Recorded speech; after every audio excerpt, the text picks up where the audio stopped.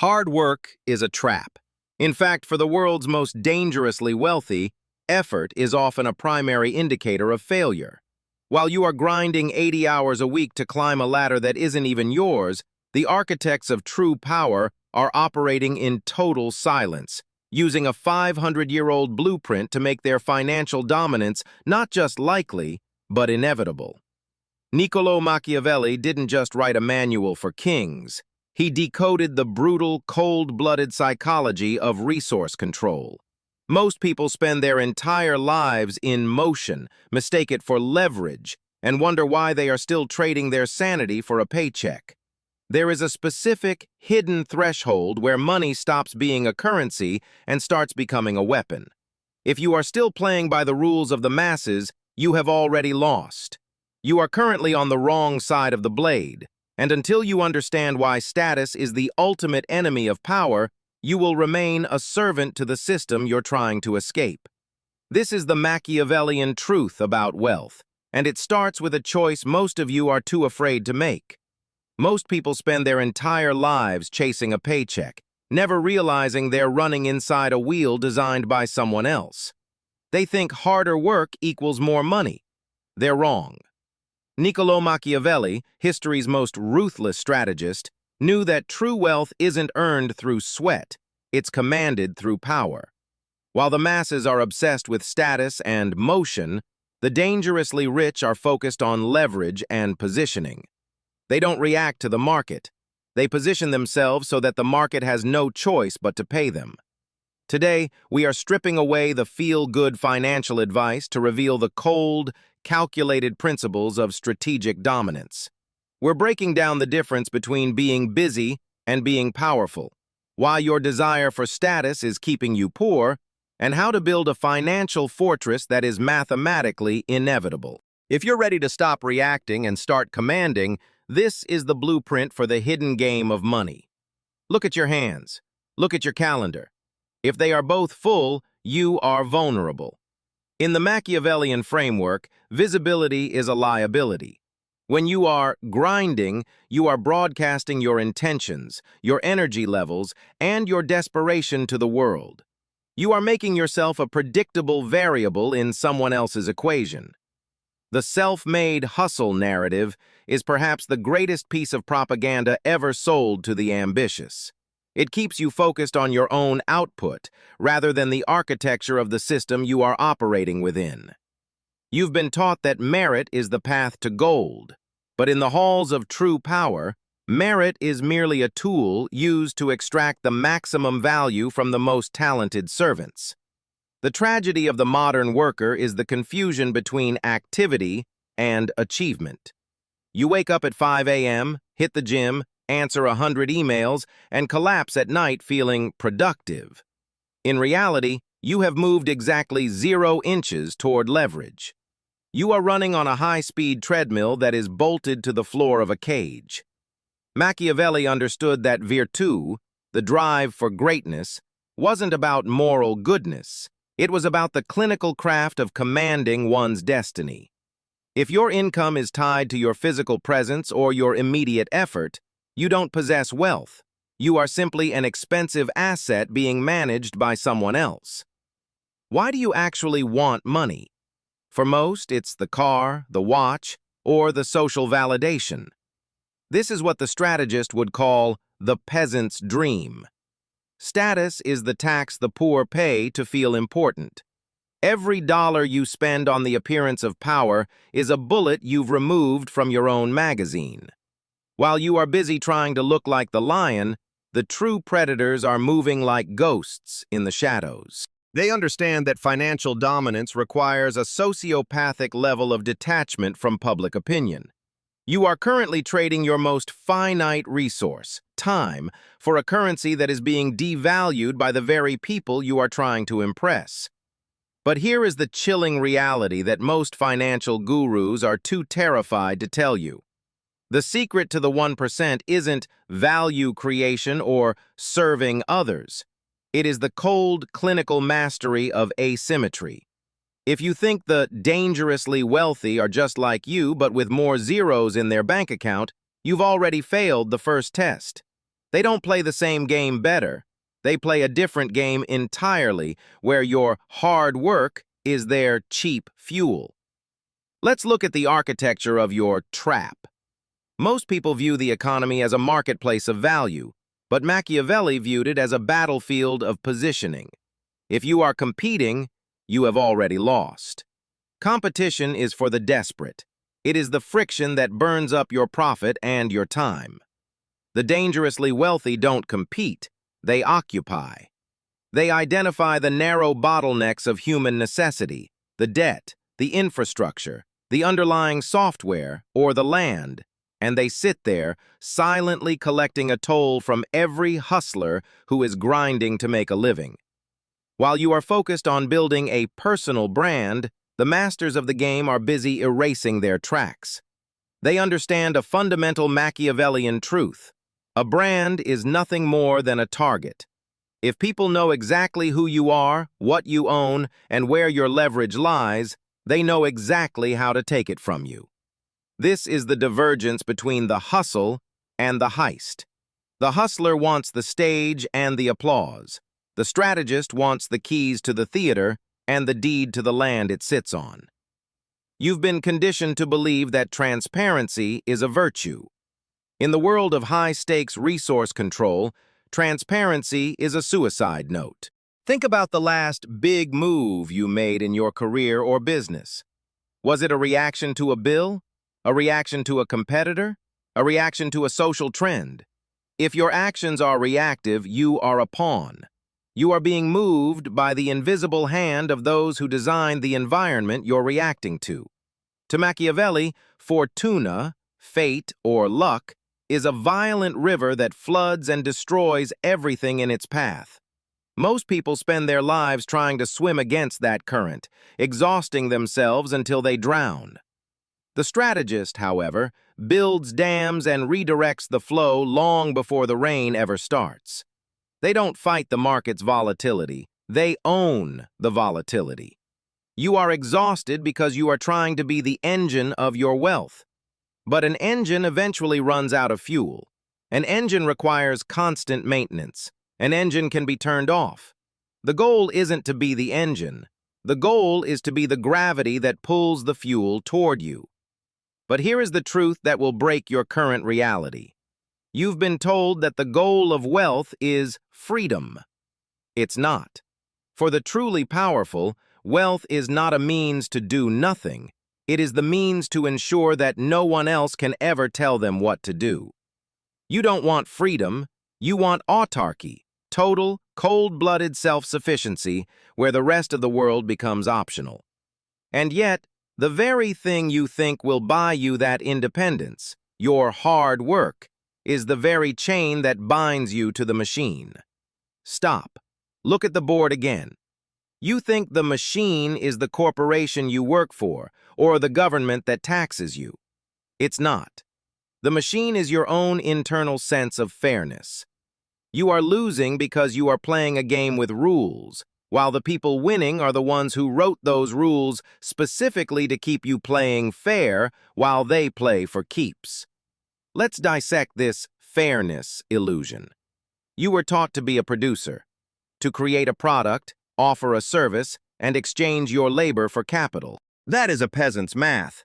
The dangerously wealthy do not produce, they position. They locate the choke points of society and place a toll booth right in the middle of them. They don't mine the gold. They own the only road leading out of the mountain. You think you are building a business, but you are just creating another taxable event in their ecosystem. So how do you cross over from the taxed to the toll collector? You have to kill your obsession with the front end. The front end is where the ego lives. It's the shiny app, the viral storefront, the personal brand. It is loud, it is crowded, and it is bleeding profit. The apex predators operate exclusively on the back end. They own the payment processor. They hold the patent. They control the unsexy logistics warehouses that your shiny product must travel through. They are invisible, extracting pennies from millions of transactions while the front-end hustler begs for attention. But knowing where the power lies isn't enough to take it. you need a lever. And the heaviest lever in the world isn't money, it's asymmetric information. Machiavelli wrote that a prince must be a fox to recognize traps and a lion to frighten wolves. Most of you are sheep trying to roar. You consume the same news, read the same financial advice, and buy the same index funds as the masses, then pray for an outlier result. It's mathematical suicide. The 1% engineer asymmetry by acting on data you don't even know exists. They map the board while you are still reading the rule book. They know when the zoning laws will change. They know which algorithms will shift. They buy the dirt before the highway is announced. You call it luck. They call it reconnaissance. But there is a final, darker piece to this puzzle, a psychological switch you must flip if you ever want to wield true financial power. If you cannot endure being misunderstood, you will never be dangerously wealthy. To build an inescapable financial fortress, you must master the art of delayed gratification on a sociopathic scale. You must learn to look broke. You must let your peers win the short game. Let them buy the depreciating liabilities. Let them flex the lease on a car they don't own. Your silence is your strategy. While they are seeking applause, you are acquiring leverage. But acquiring that leverage requires immense capital. And if you are still using your own money to build your empire, you are currently violating the most sacred law of Machiavellian finance. The sacred law is insulation. The dangerously wealthy never fund their own conquest. They use your money. They use the bank's money. They use institutional capital. Risk is a highly contagious disease, and the strategist ensures someone else is always patient zero. If your personal bank account takes a hit when a venture fails, you aren't an empire builder. You are a gambler sitting at a rigged table. You must separate the architect from the architecture. But to get the masses to gladly hand over their capital, you have to master a specific psychological exploit. You sell them the one thing they crave more than profit: safety. The middle class is neurologically wired to seek certainty. They will happily trade away 90% of their upside just for the illusion of a safety net. You become the provider of that net. You offer the fixed return, the steady paycheck, the predictable dividend. You absorb their anxiety, and in exchange, you extract their infinite upside. You lock them into comfortable stagnation. But harvesting their capital through the promise of security is only the first step. The real extraction happens when you weaponize the very system designed to trap them. Enter the true mechanics of debt. You have been taught that debt is a sin, a financial noose around your neck. That is exactly what the elite want you to believe so they can hoard the cheapest capital for themselves. For the predator, debt is untaxed ammunition. While you are saving taxed pennies to buy liabilities, they are borrowing millions tax-free to buy cash-flowing assets. The asset pays off the debt, the tax code rewards the leverage, and the strategist walks away with the equity for free. It is a flawless, self-sustaining loop of extraction. To pull this off, however, requires a terrifying shift in how you view the numbers on your screen. You must completely depersonalize money. It is not a reward for your hard work. It is not a measure of your moral worth. It is simply a logistical tool, no different than a hammer or a bullet. When a general sends troops into battle, he does not weep over the dirt on their boots. He calculates the terrain. You must look at immense leverage with the exact same dead-eyed clinical detachment. If your heart rate spikes when you move capital, you are still too emotional to be dangerous. And if you flinch when the market violently swings, the board will crush you. To survive this arena, there is one fatal human emotion you must assassinate today. You must kill hope. Hope is the battle cry of the victim. It is the anesthetic administered to the masses to keep them grinding through another mindless 80-hour week. The Machiavellian mind does not hope the market goes up. It mathematically positions itself to profit whether the market surges or bleeds. Hope relies on external mercy. leverage relies on physics. When you finally strip away the fantasy of a lucky break, you are left with cold, hard mechanics. But when hope is finally dead and buried, you are left staring at a void.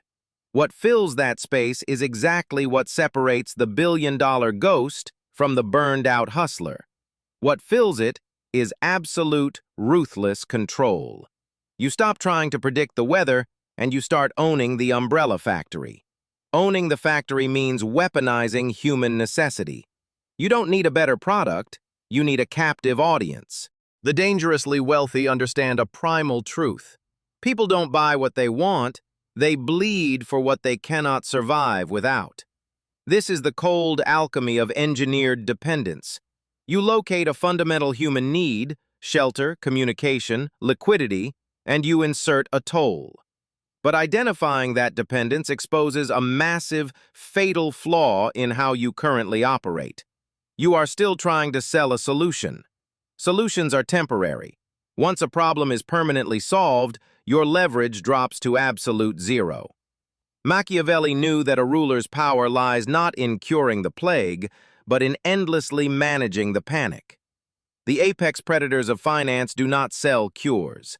They sell treatments. They sell subscriptions to existence. They buy the infrastructure of your life and rent it back to you at a premium. But to orchestrate this perpetual extraction, you must embrace a mechanism the middle class is conditioned to find deeply unethical. You must manufacture scarcity. If water flows freely, it has no market value. The moment you build a dam, you create a billion-dollar empire out of thin air. True financial dominance requires you to restrict access to something previously abundant, forcing the masses to walk through your specific gate. You aren't creating value, you are weaponizing friction. Yet, to keep that gate standing without a revolt, you need an invisible defense system. Enter the complexity moat. The modern peasant isn't kept out by stone walls or armed guards. They are kept out by tax codes, impenetrable algorithms, and suffocating regulatory red tape. You think government regulations are designed to protect the consumer. They aren't. They are lobbied into existence by the elite to make the barrier to entry financially lethal for new competition. The architects use the law as a private electric fence. But crossing over to the safe side of that fence demands one final, brutal sacrifice. You must assassinate your ego. You cannot be the face of the monopoly. If the public sees the architect of their friction, they will eventually build a guillotine.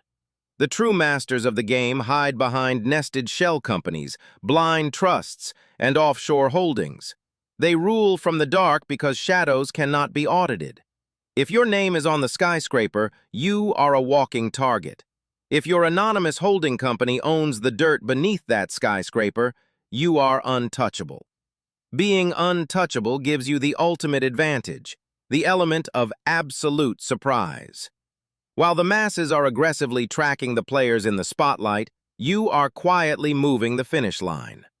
Invisibility is your armor, shielding you from the friction of public scrutiny.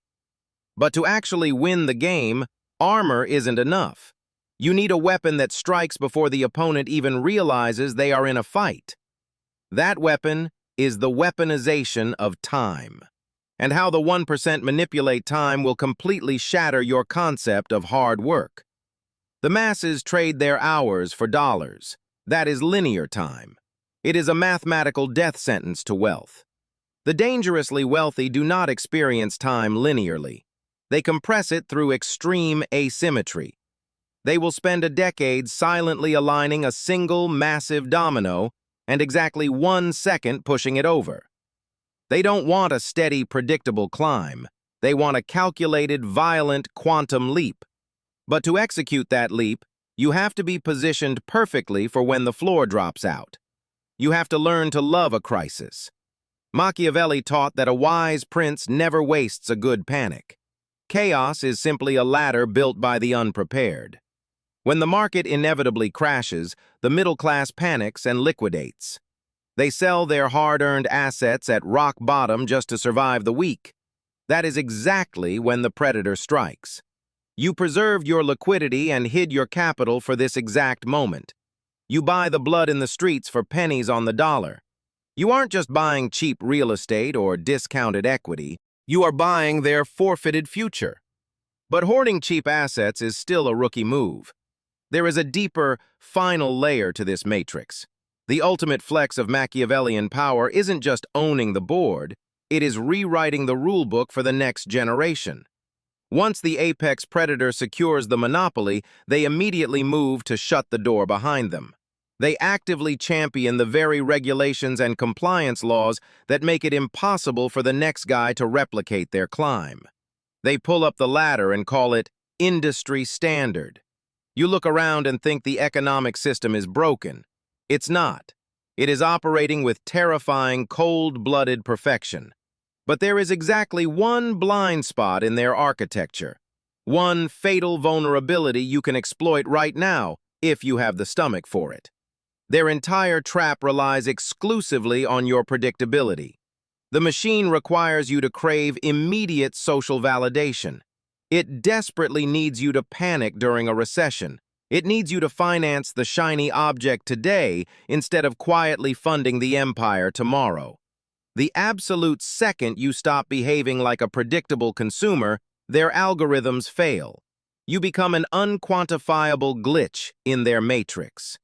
But stepping out of that matrix requires a brutal psychological purge. You have to permanently kill the person you were programmed to be. The choice you were too afraid to make at the beginning of this journey is now staring you in the face. You must choose to become a ghost to the system so you can become its architect. This is the final Machiavellian pivot. You have been told that to be someone, you must be visible, busy, and useful. But in the cold math of true power, visibility is a target, busyness is a lack of leverage, and being useful simply means you are a high-functioning tool in another man's shed. To step onto the right side of the blade, you must stop seeking a seat at the table and start owning the room the table sits in. Look at your hands one last time.